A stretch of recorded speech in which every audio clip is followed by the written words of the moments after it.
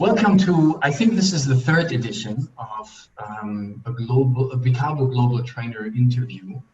And I'm super happy that I found three of my appreciative colleagues from around the world.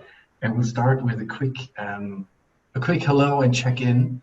And it would be fantastic if you could just say who you are and where you're calling in from. So which country you're in right now, but also maybe the country that you're from. So why don't we start with you, Jaya?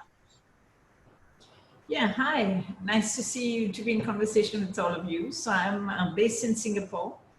I'm Indian and spent a big chunk of my life in Switzerland before moving to Singapore. So Great. Coming from a few places. Fantastic. Happy to have you, Jaya. Xiaoli, let's continue with you. Yeah, so my name is Xiaoli, and I'm located in Shanghai, and since 2009, so I'm living here and work here, have the whole family here. Yeah. But you have been to Germany quite a bit as well. Yes, I have been living in Germany for 11 years before Shanghai. So I'm originally I'm from Sichuan, so where pandas from.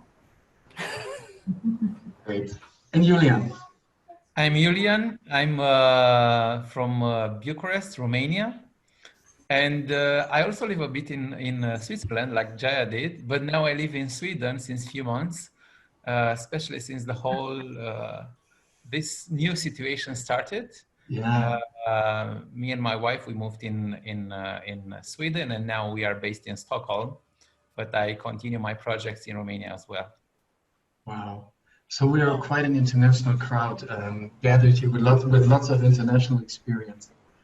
So why don't you tell the people watching this video also, how did you come about bikablo, and when did you join? Maybe we'll go the other way around. So why don't we start with Iulian? So how did you come about bikablo, and when did you become a bikablo global trainer? I've been spending my last 15 years doing training and facilitating adult learning. And I've been always trying to improve my skills, to get better, to improve the experience that I provide to all my training participants. And at one point I was looking for new things to learn, new tools to use in my day-to-day trainings. So this is how I got in touch with the idea of visual facilitation. Mm-hmm. I have to admit that I had the bikablo book in my library. So I was like trying to draw some things, but I decided that I need to attend the training. So I was looking for bikablo trainings in English because they were quite, for a lot of time, they were just in German.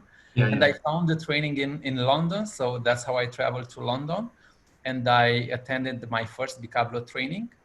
And as a good participant, this is something that I always tell to all my training participants: when you attend a training, get back home and put in practice what you learned, do something with all the ideas from the training. As a good participant, I returned back home, and I had a training on productivity the next days. So I said, okay, let's see what I can do. Let's see how I can use visualization in my work. And I started with some pictograms, some drawings, some things from the bikablo technique. And it went totally different than all my other trainings. I mean, participants were much more involved. It was a totally different energy in the room. So because of this, I got really, really in love with visual facilitation, because I saw it from the very first time what it can do. So I remember the next few days, I subscribed to the next bikablo session. So I attended in the same year 2 more other bikablo trainings, the storytelling in London as well, and then the graphic recording in Germany, right? In Germany, yeah. Where the training you delivered. Yeah. And ever since I'm a huge fan of You're visualization. hooked. Everything yeah. I cannot. Now I cannot see my work in another way, so I cannot explain things without drawing and using That's visualization. cool. Yeah, and we'll talk a little bit more about that because there are a couple of similarities that I would like to touch upon. And Xiaoli, how did you come about bikablo? Tell us Yeah, your story. it's a. um, I got a catalog of Iulian from Iulian product because I mean we are about to building up our new office. So a friend of mine just gave me a catalog of from Iulian, and so I didn't buy anything for that time, but I saw the bikablo there. I said, hey, it looks really interesting. I just check it in the email, in website, and yeah, I mean, I do speak German. That's good. Then I took the first, and then I just registered for next training while I was in Germany. So I mean, I always draw a lot, so sketch a lot because I can't do PPT, so I'm not good at it. It's difficult to me explain myself mostly or to understand the other. And with a pen in the hand, it's always easier. So then it's kind of so first love in the first place. I feel in love with the bikablo really in the really beginning. So then I went to Germany and attend the first training, basic training. And that's when I met you and Frank. You just started as well, right? Yeah. That's and yeah, that's the short version of the story. All right. Yeah, thank you. That's again, we met there, so that was funny as well. So, and Jaya, how did you come about bikablo? How was that introduced into your life?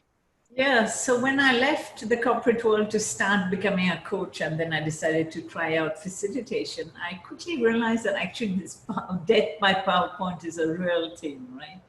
And I was looking for ways to engage other trainers, like Iulian was saying, and Xiaoli. So it was somebody showed me a bikablo book, and I was like, wow, this is really cool. And I reached out to Martin in 2015 and said to him, hey, Martin, do you ever come to Singapore, or will you come, or, do you do this outside Germany? And I was like, nah, not really. And we are thinking about some global model, but, we're not there yet. So I was like, okay. And then finally in 2016, he wrote back and said, hey, I think we've figured it out and we're going to do something. And then I was like, okay, maybe I should go and do a bikablo training. So I decided to go to Perth, which was much closer to Singapore than coming to Germany, which was really cool. And then I, started doing more and more visualization in my work and realized that actually people are engaged because they love it and they come and talk about it. And then I managed to do the train. And then we talked, Frank, both of us. And then we did the first train the trainer in 2017, which was where Xiaoli and I were together in that one. So that's cool. Yeah. And so, I mean, specifically for this call, I also thought it would be good to gather the three of you, or let's say, or the four of us, because all of you also have a background in training, right? So you teach other courses rather than just bikablo, and to that, I thought that would be interesting because we can talk about the impact that the visuals have had on your training courses. And just like Iulian said, I remember I had a book. I had actually 2 or 3 different books. It was not just bikablo, and I have to admit that I actually liked some of the other books a lot better. But then I thought, as well, like, yeah, why don't I invest in a training course? And to me, just the revelation, I mean, the training course just changed everything so much. I don't know how was your experience? Because you probably also started with the book, and you copied a couple of things and that already worked. I had my first successes, in the training courses. But then after I took the 2-year training course, it literally it changed my world. So what was your experience there? Maybe you can give some experiences.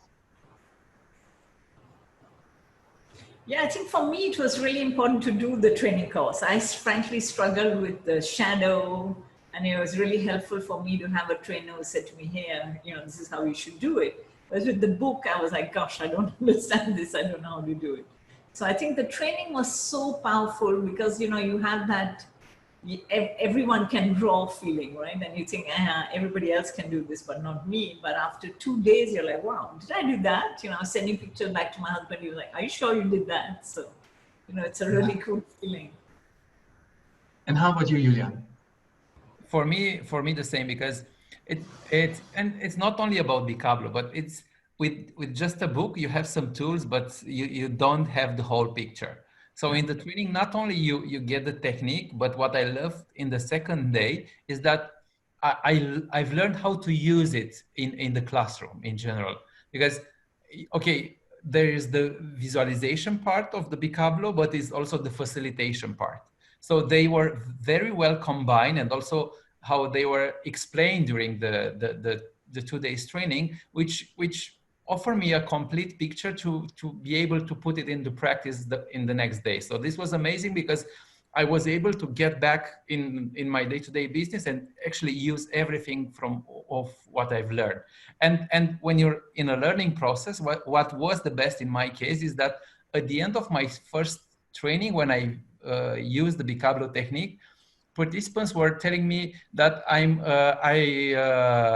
good at drawing. It was like, I'm just learning this. It's for the first time I'm using this, and you appreciate my drawing skills. So it was an instant feedback that gave me a lot of energy and courage to continue. So yeah, it was amazing. And I also, well, I remember that for my first trainings, I was just copying flip charts out of the book. And they, of course, they made an impact and they worked. But then after the training, I could apply to my own context, and then I remember also after the training, I had a workshop and I started to apply what I had learned. And it's like, I don't know, again, you can put things into practice automatically rather than just preparing things, even though I'd say it was still difficult. But I'd also say that the feedback gives you energy, that this instant feedback, what Julia was just saying, that people appreciate what you did, all of a sudden you feel like, wow, it has so much impact on the courses that I delivered. And I thought the courses that I delivered before were good already.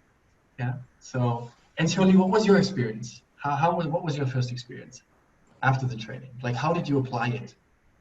Yeah, I did exactly like Iulian. So I applied immediately because I have the next day trainings, and I can still remember how long it took me, because I was so happy.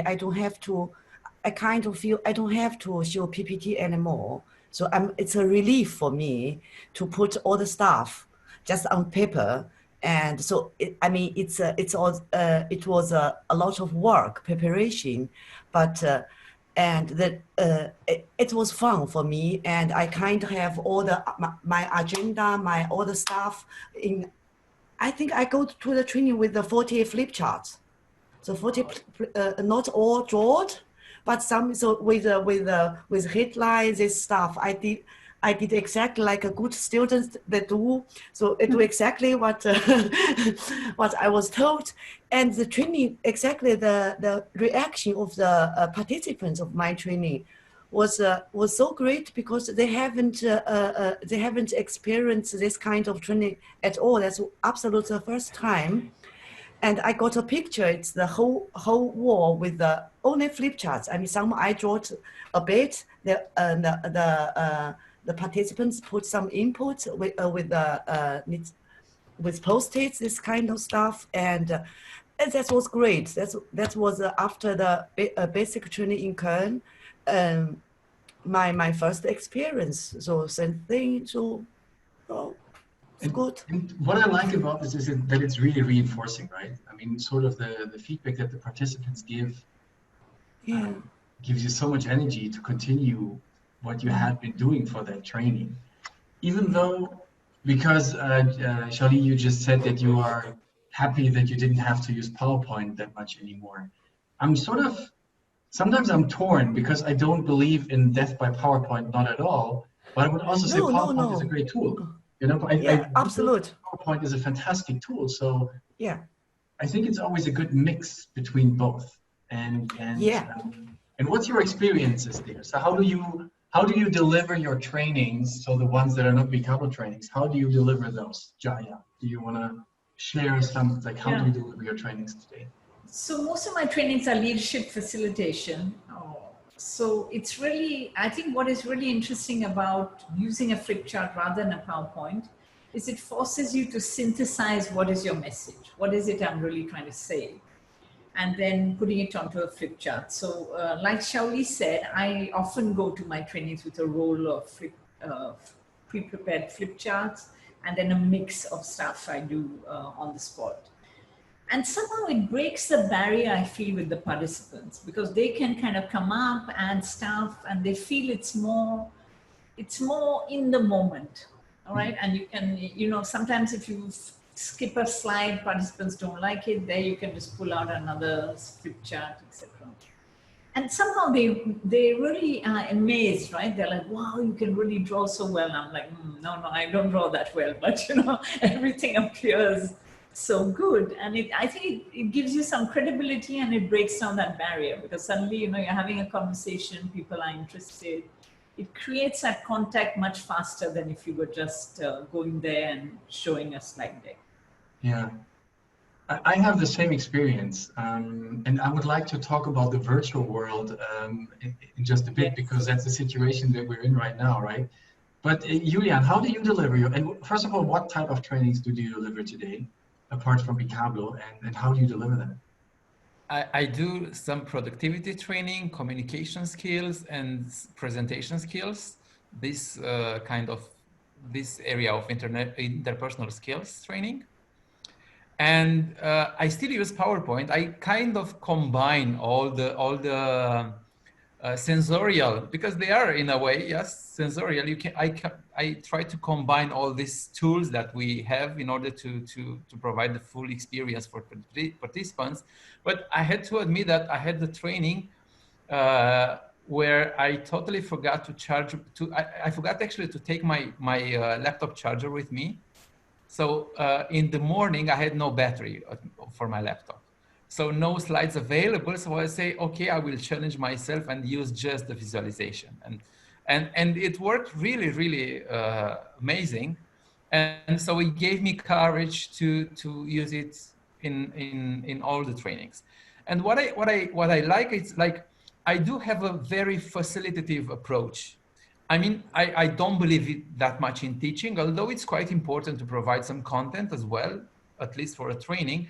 But I like to have the conversational approach with my participants. And when you have a PowerPoint, it's already there. So you just explain things. But when you have a white flip chart and you start the conversation, you build everything together with your participants, and everything is taking shape and it's there. And as Xiaoli was saying, at the end of the day, you have a wall full of flip charts, and you can see all your work there, all the main ideas, all your work there. And one of the things that I love the most is it's when at the end of the training, participants are taking out their phones and picture all that work, all those results. And for me, this is like when you go in a trip.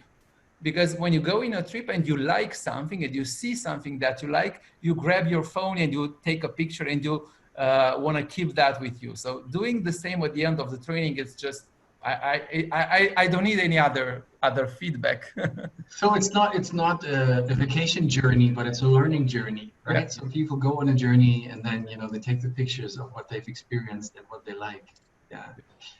Xiaoli, how do you deliver your trainings? Is it a similar approach, just like Jaya and Iulian? Yeah, it's similar. So I mean, I'm not delivering that much training like before. So I mean, it's more facilitation the workshops, but still, if there's a training, and I mean, I always deliver it more facilitative way. So like Iulian just described exactly that.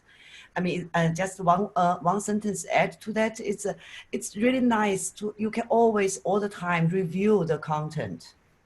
So from the time before you did with the participants, if you are using flip charts, it's like really one of this described from Martin why the benefit of user hand drawing. It's the knowledge is really stay in the room.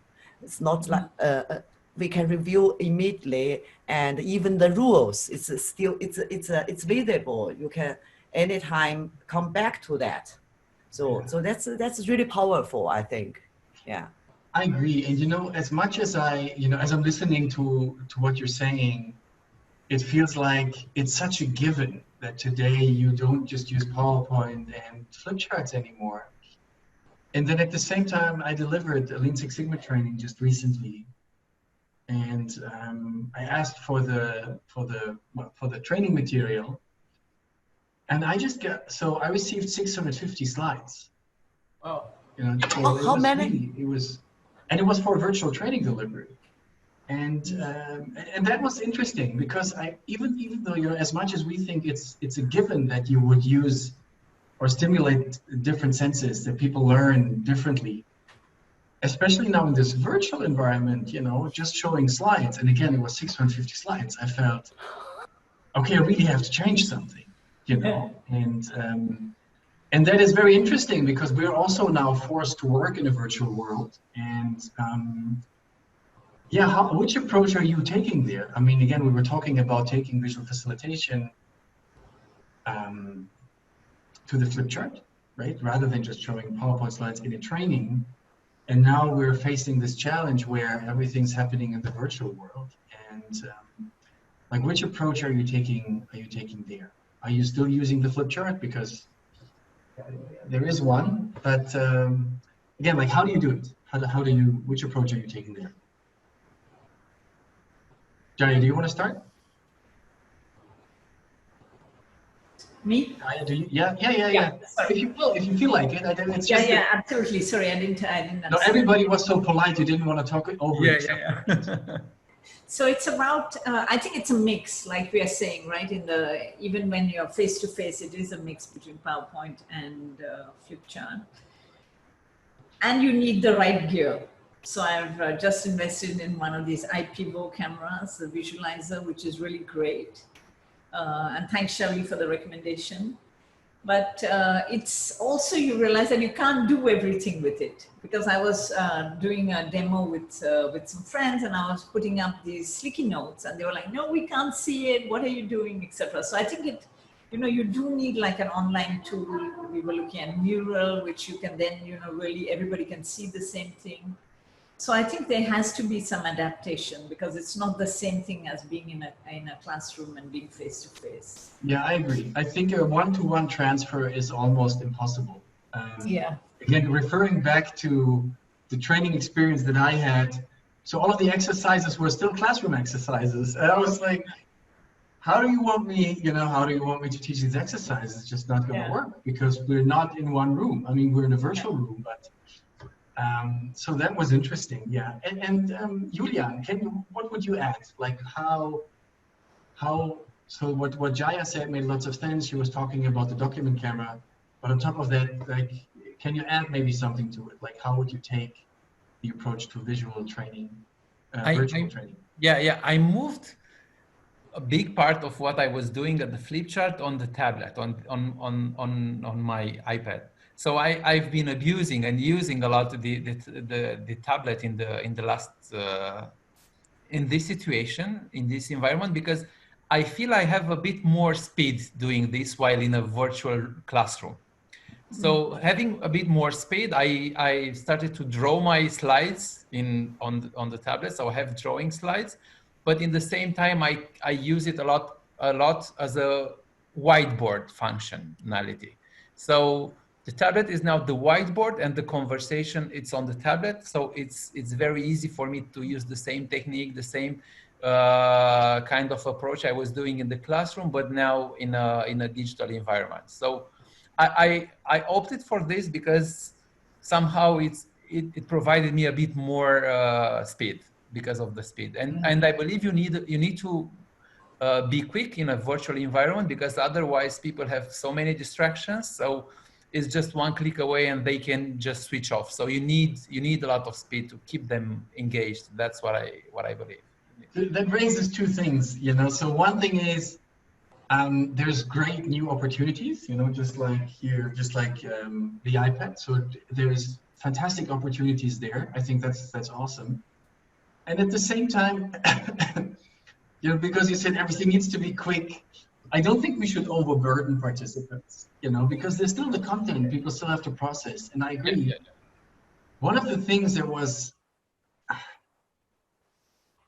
a new experience, let's just say, is typically, we have this great atmosphere in our trainings. You finish the training and you still have a conversation. There's still, you clean up, you talk to one or two people, you have a conversation. Yeah. But with this virtual training, it's just like, zit, Off. Yeah, off. that's true. Yeah. It's so different. And, sometimes we leave the virtual room open so that people can still have a conversation. But it's just, again, depending on what training you deliver, this, and then immediately you're in your environment. You're just gonna, I don't know, I'll go downstairs, have dinner or whatever. But this switching off is just so different, because I like the ritual of cleaning the room, making sure everything's fine for the next day. Then I don't know. Have a short chat at the end with some of the participants that are there. Or also returning home, processing. But here's just like, Yeah. That is a very interesting experience. But Xiaoli, I wanted to hear your input, like in terms of the virtual training, like what, in terms of visualization, the flip chart, how do you make sure that you can deliver a good quality training? Yeah, actually, so I mean, we started really late with all the virtual training deliver. Actually, I have only until now I have only done twice online about introduction for the forums of change theory. So it's quite difficult because that's a topic which the face-to-face classroom really, because it's so personal. But that's the only experience I have next to our bikablo training, so visualization training. I mean, we combine really the icons. This means for the preparation we draw a lot on iPad or on paper and take a picture, and that was our material for the PowerPoint. I mean, it's strange, but I actually did this way so that the PowerPoint looks differently, not so more emotional. Yeah. So that's a human touch. Human touch, yes, exactly. Yeah. And I mean, it's I'm really grateful. It works well. So I love this opportunity as well, because I haven't never in my sharing session I have about 100 people. So I mean that's otherwise it's because of this virtual is you can reach so many people.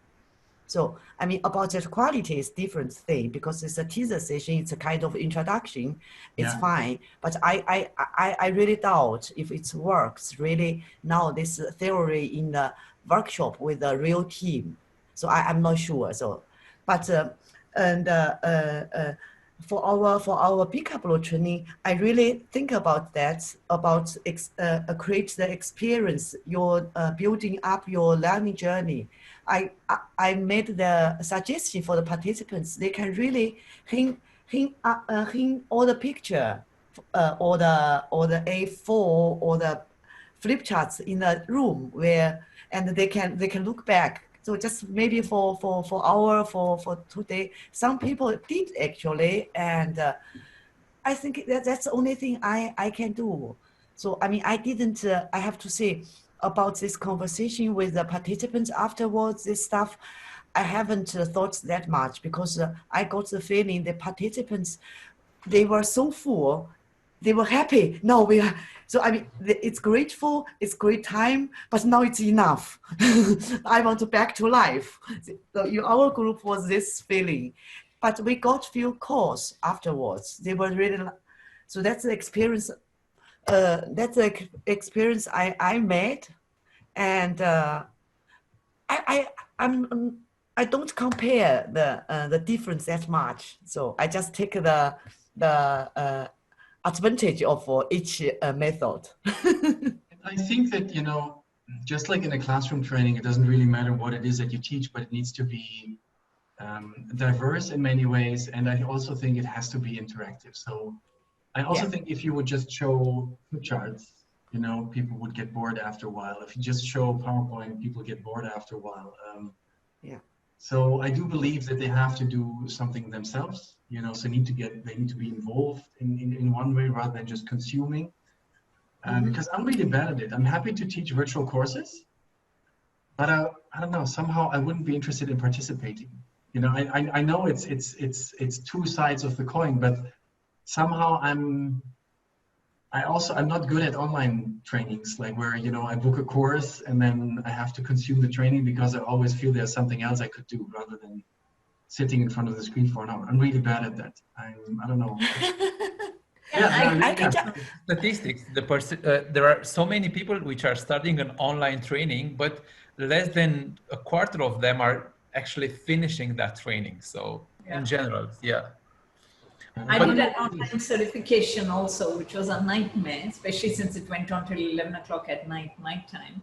But it was so hard to keep focused, you know. And I was thinking to myself, oh God, you know, how will I keep my participants focused? So it is really a challenge. It's a different challenge. And I think that's interesting because what we're learning as well is that, I mean, there's people who love online trainings. So you attract a completely different crowd that you would attract with maybe, you know, a physical class, so in a classroom. And to me, it's fascinating because, again, I don't know, if I know, 2-day training, you know, in I don't know where, I'll go to the training, I'm there, you know, but having this rhythm of, I don't know, a 2-hour slot every Wednesday, somehow that just doesn't work for me. Just doesn't. I don't know. I didn't thought it works. I mean, actually, I really enjoyed the extra class with Corona, because it's really totally different. It's really, I think it's about design. How it's really about how you design the hours, if you ask me. So I mean, I have. Because so in China we start with the crisis a bit earlier. I have participants a lot of different sessions, so different topics. Just say this virtual class. I mean, there wasn't that much classes which can keep me there, like Frank you just described. So it's kind of not for me. I will turn off after half hour or something like that. But and then I really they make me really think this extra class with Corona, and then I see it's really about, I mean, for sure it's my interest as well, and it's about designing. It's really about designing how you design the exercises, the interaction, the engagement. It could work. And it's maybe not just this, but I feel like what type of atmosphere can you create, and how can you create a group that you would like to continue to work with? You know, like in the trainings, typically, you know, I don't know, day 2, people know each other quite well, or at least they found a good learning partner, and they like to come back into a nice atmosphere. And I think if you can create a similar atmosphere in a virtual environment, people are also looking forward to, you know, see the people again, even though it's just on the screen. You know? Yeah. And I also think that bikablo face-to-face trainings are really about getting people to relax, right? Relax into it, listen to the music, etc. So also, like when you're alone at home and you're just following something, you know, how does that feel? Well, what was interesting to me, again, like when I delivered this training, the Lean Six Sigma training, and there were 15 people.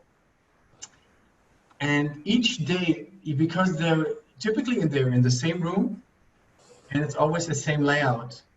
So you're also looking for the same layout. Like, for example, I was always looking for the person who was in the armchair and you could only see half of his face. You know, so it's really cool because you orientate yourself completely differently when it comes to the participants. So, you know, again, we work visual. So you're looking for like, how do you orientate yourself? And I'm telling you, it's hilarious, but most of the people were always in the same setting and you knew what you were looking for. So that again, it's an interesting phenomenon to me, you know, because it's a different kind of work that we're doing these days, you know. Yeah. So Iulian, are you because you said you're in Sweden since Corona started, and I just was talking to one of our colleagues, John Hibble, who moved from Australia to Toronto, and with his whole family, you know, and they also thought, you know, great, you're starting, you know, you're getting to know people from the kids in school and so on and so on. But now, you know, it's not because there is no school. Like you know, you won't get to know people. But because I know that your plan was to commute also back to Bucharest. So is there any, when I say end, maybe that's the wrong word, but are there any plans? Like, do you already know when you can go back to Bucharest, or? I started to commute it was like this in January and February.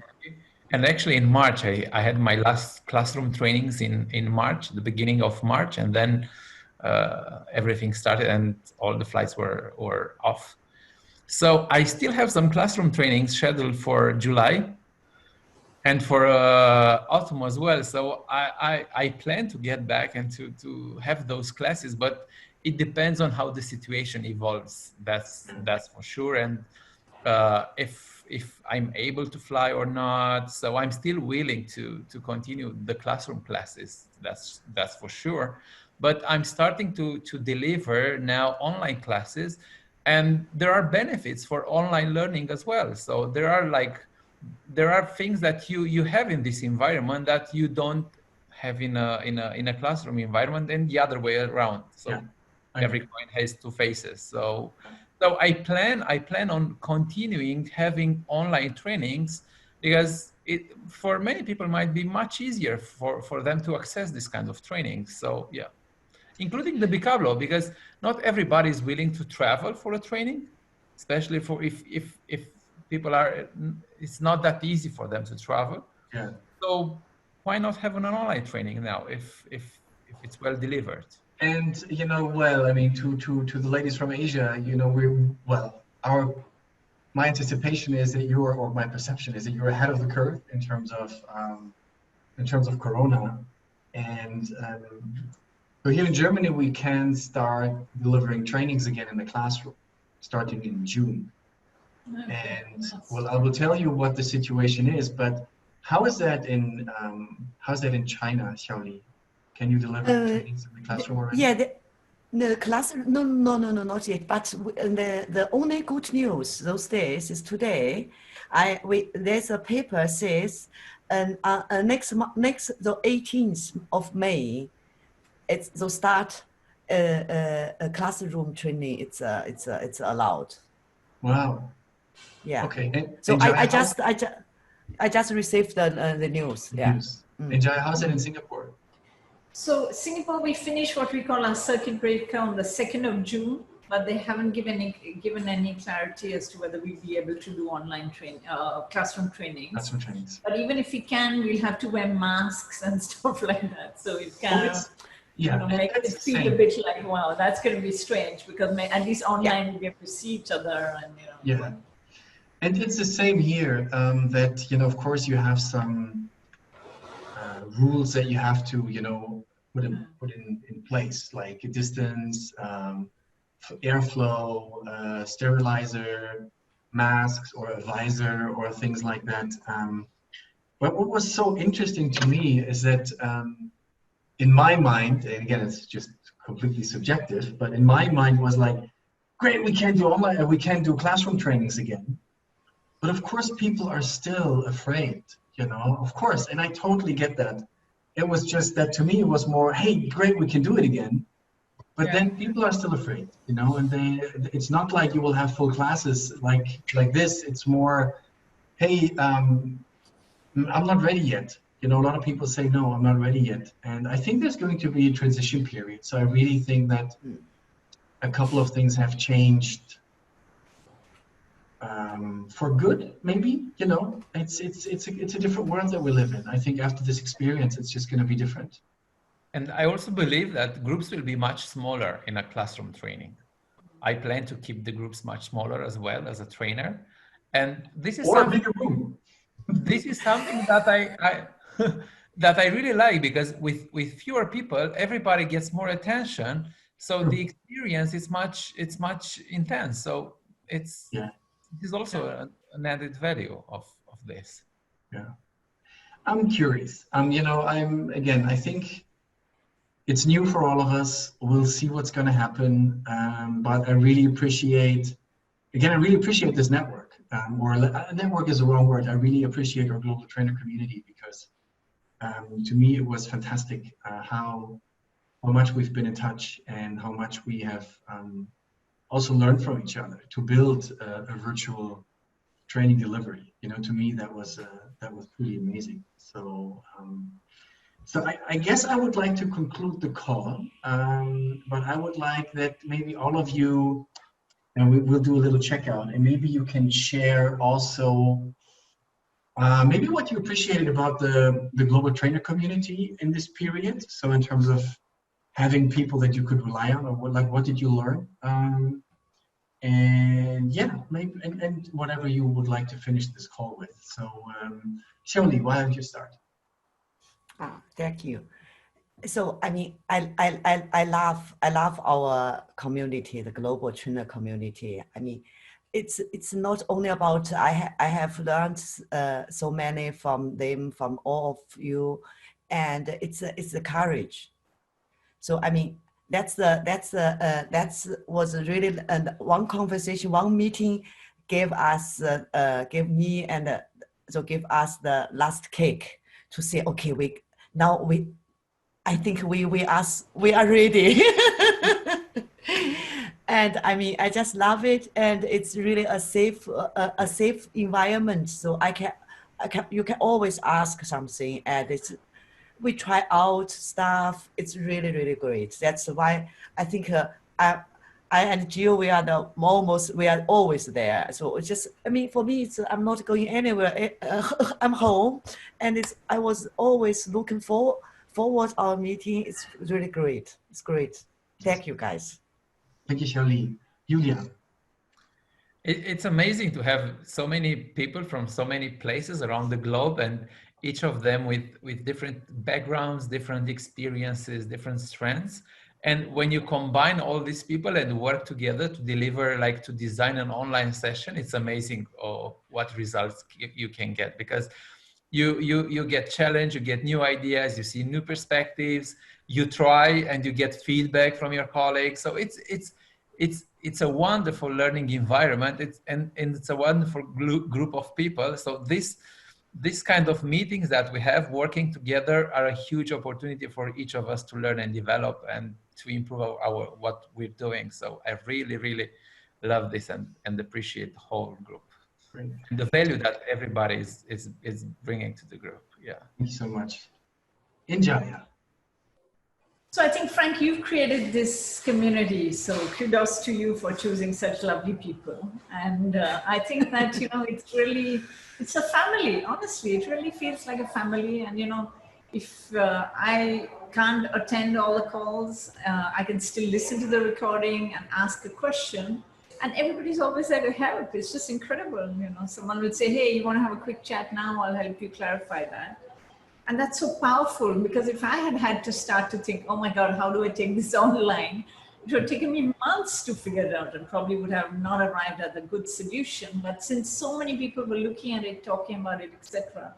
And also, like Xiaoli said, you know, you think, okay, you know, they've done it, it works. So, you know, I can trust the process. So that's really important also. So I think, you know, that solidarity we have and that willingness to help each other is just amazing. And you know, I really am very grateful for that. Yeah, thank you. I think the word solidarity really resembles, or I can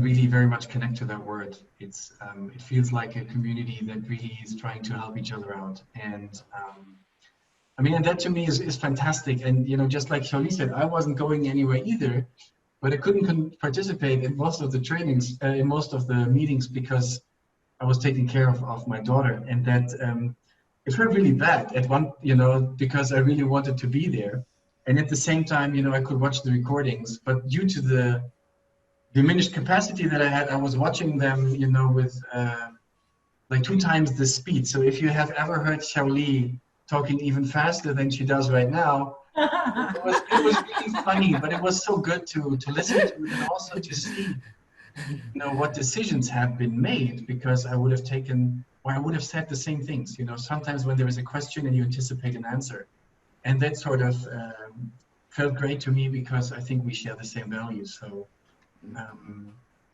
yeah, it's really fantastic working together, and thank you so much for taking the time today to have this quick interview, to share some thoughts. And to me, it was more about talking about training rather than necessarily talking about bikablo, but just sharing, again, just like Iulian said, with different people, different backgrounds, and I think that's what this is for, to just share a little bit.